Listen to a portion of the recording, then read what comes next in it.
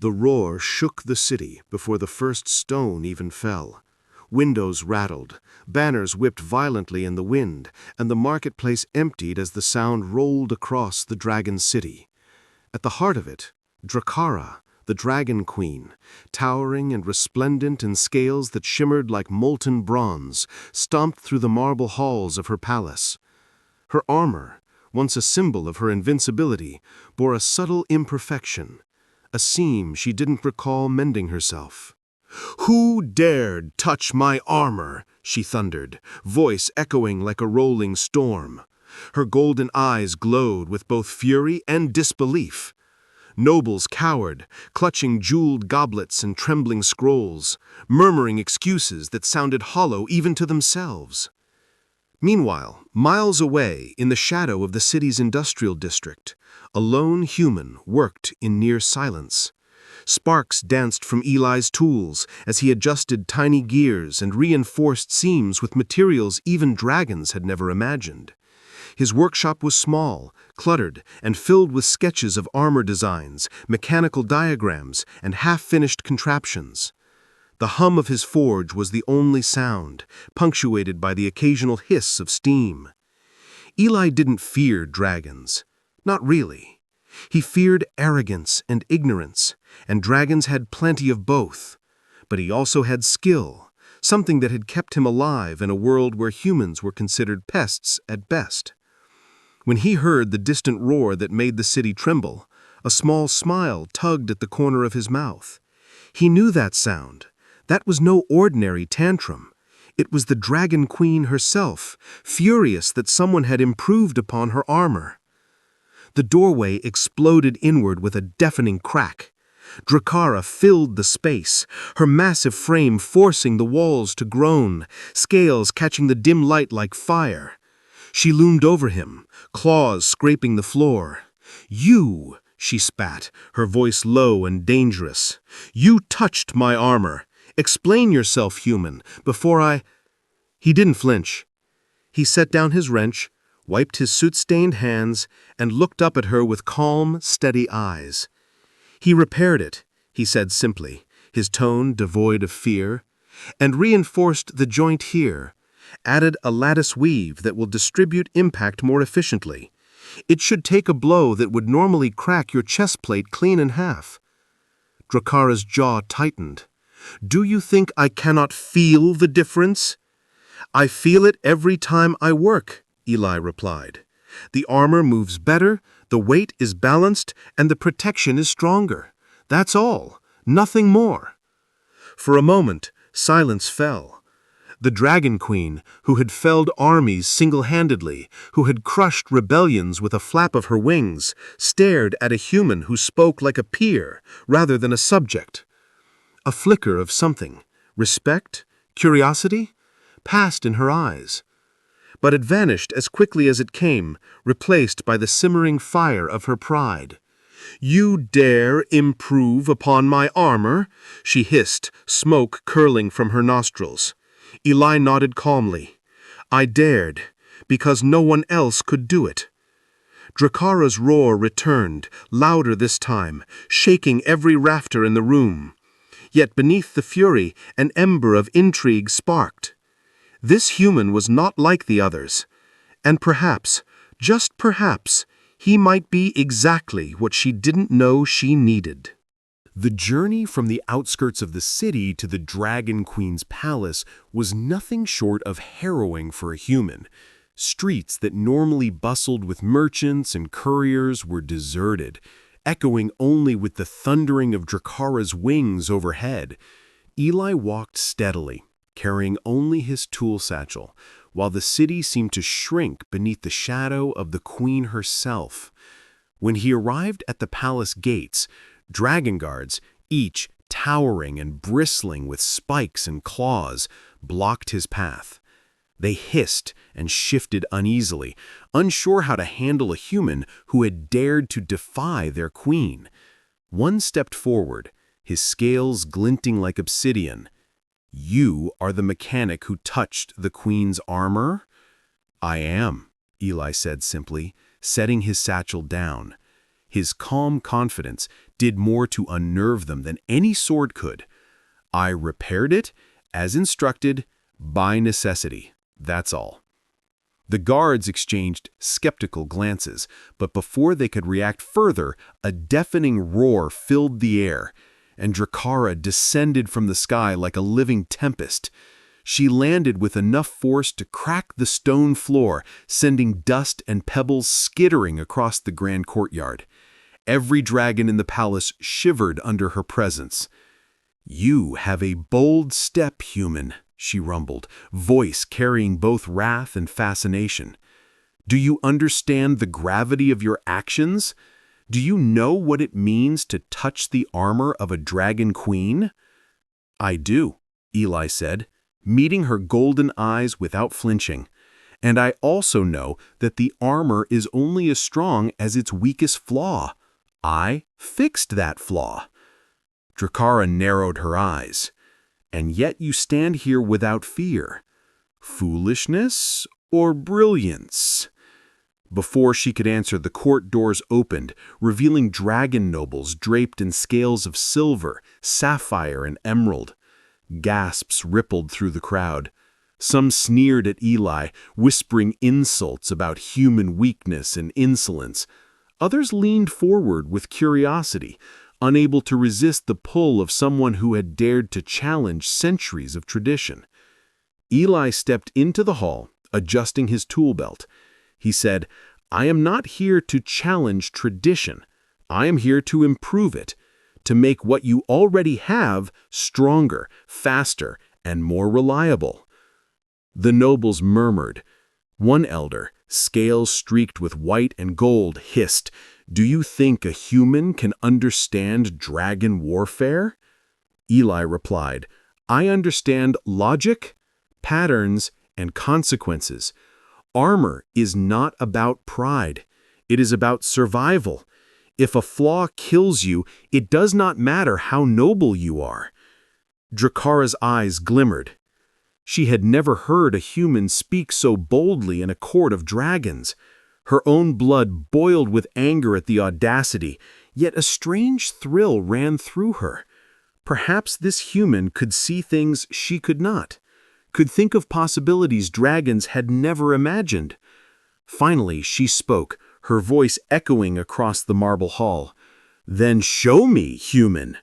Prove your worth, not just with words, but with deeds. Tomorrow, we test your repair in battle against my rivals. If you fail, you will regret it." Eli nodded once, calm, confident, undeterred.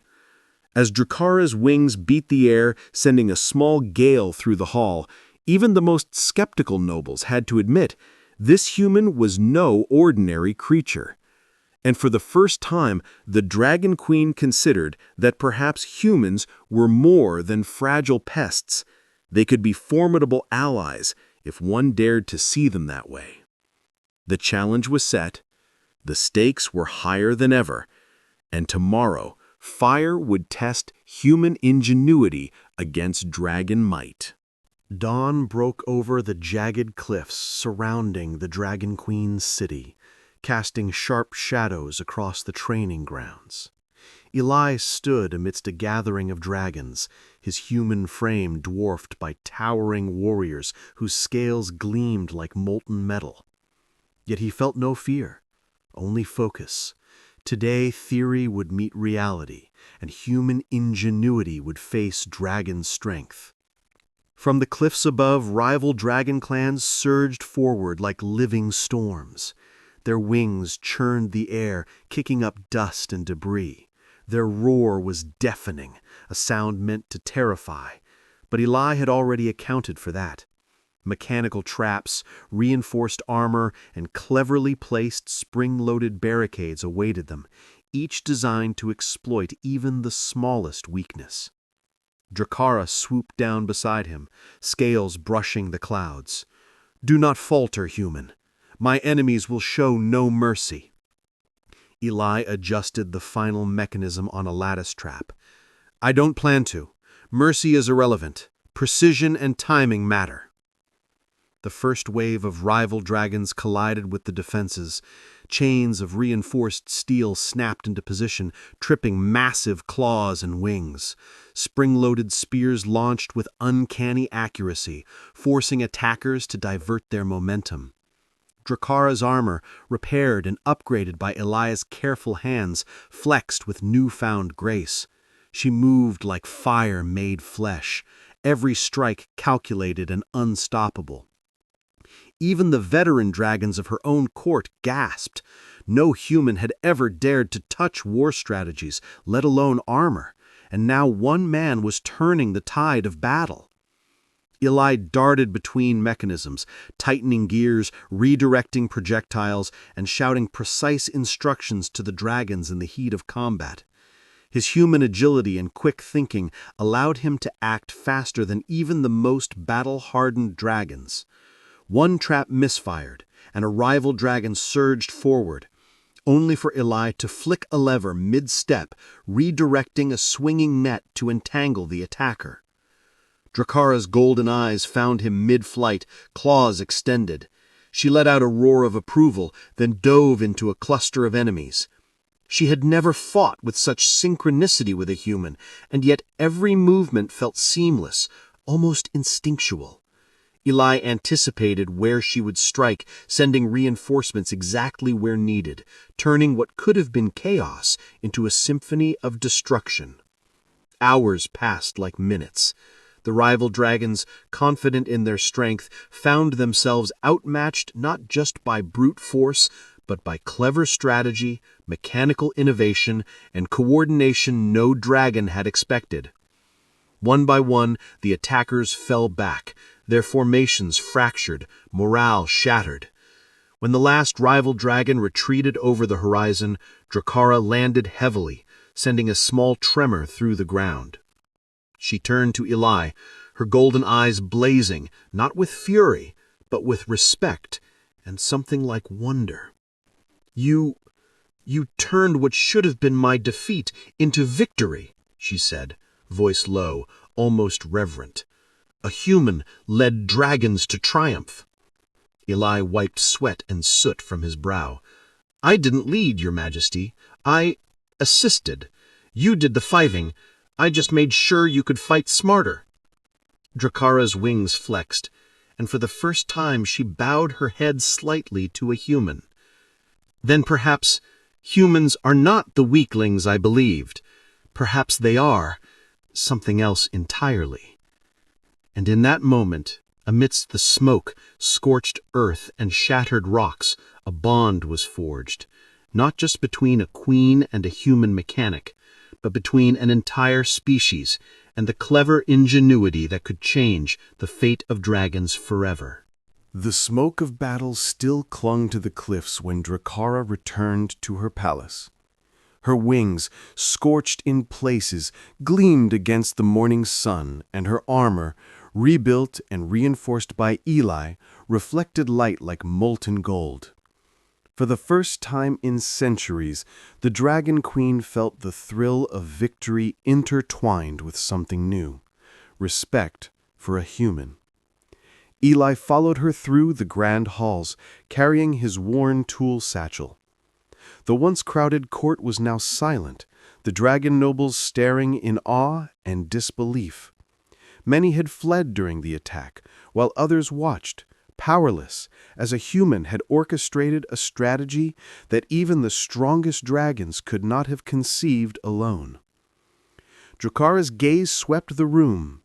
"You see them," she said to Eli, her voice carrying authority tempered with pride.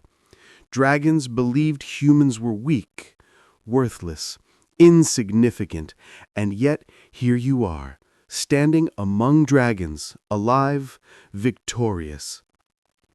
Eli shrugged modestly. "I did what had to be done. I repaired the armor, I set traps, I calculated trajectories, that's all. I just didn't let limitations, yours or mine, stop us." A low murmur rippled through the nobles. Some were outraged, some impressed. All were forced to reconsider everything they had believed about humans. Drakara stepped forward, claws clicking against the marble. Humans are no longer pests, no longer beneath notice. From now on, they are our allies, our engineers, our strategists. Her proclamation sent shockwaves through the court. Dragons who had scoffed at human ingenuity now bowed their heads in acknowledgement. The balance of power, long tilted in favor of dragon might alone, had shifted, and it was a shift born not from brute force, but from intellect, courage, and creativity, a human's strength. Eli set down his satchel and began sketching immediately, illustrating improvements for armor, weapons, and battlefield tactics. Jakara watched him, wings partially unfurled, a rare smile crossing her angular features. You will remain at my side, human. Not as a servant, not as a subject, but as my advisor, my strategist, my equal in ways few could imagine. Over the following months, humans began working openly alongside dragons in workshops, laboratories, and battlefields. Cities once segregated by species became hubs of collaboration. Dragons learned to respect precision engineering, while humans gained understanding of raw power and aerial combat. Together, they developed innovations that neither could have achieved alone. One evening, as the sun set behind the jagged cliffs, Trakara inspected her newly upgraded armor. Eli had integrated lighter alloys, shock-absorbing joints, and a lattice network that distributed impact across her entire frame. She flexed, testing its mobility, then looked at him with golden eyes that shone with approval. You have done more than repair armor. You've changed the destiny of dragonkind, and humans along with it. Eli smiled, brushing soot from his hands. I just did what humans do best. Think, adapt, and make things work, even when no one believes we can. Drakara's wings stretched wide. She lowered her head in respect, the first human she had ever truly trusted standing before her. In that moment, the world of dragons and humans shifted forever, not through conquest, not through fear, but through ingenuity, courage, and the audacity of a lone human mechanic. And somewhere in the echo of that great palace, a dragon queen's roar of pride and satisfaction resonated, not of fury, but of hope.